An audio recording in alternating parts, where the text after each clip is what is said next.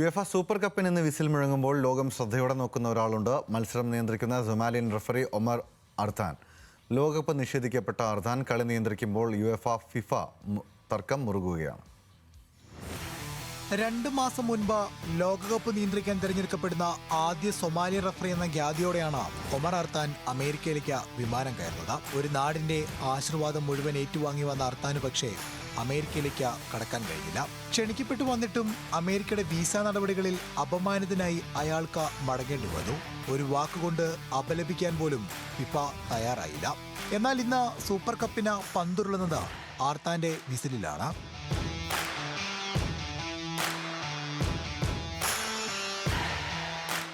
Super കപ്പിന്റെ ചരിത്രത്തിൽ ഒരിക്കൽ പോലും യൂറോപ്യൻ രാജ്യത്തിന് പുറത്തുനിന്ന ഒരാൾ മത്സരം നിയന്ത്രിച്ചിട്ടില്ല.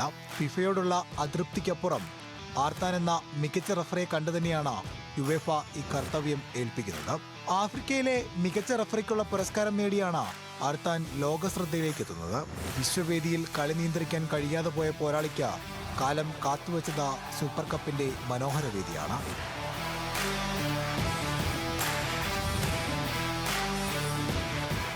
ലോകകപ്പിൽ പങ്കെടുക്കാൻ കഴിയാതെ നിരാശനായി എത്തിയ അർത്താനെ സൊമാലിയ സ്നേഹത്തോടെയാണ് എതിരേറ്റത്.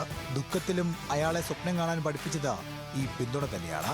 2 മാസങ്ങൾക്കിപ്പുറം കണ്ണീരിന് ഫലമുണ്ടായി. വിശ്വവേദി ഇപ്പോഴും സ്വപ്നമായി അവശേഷിക്കുമ്പോഴും സന്തോഷത്തിൽ തന്നെയാണ് അർത്താൻ. ലോകത്തിനോട് അയാൾക്ക് പറയാനുള്ളത് ഇത്രമാത്രം: ഏത് പ്രതിസന്ധി ഘട്ടത്തിലും സ്വപ്നം കാണുന്നത് തുടരുക.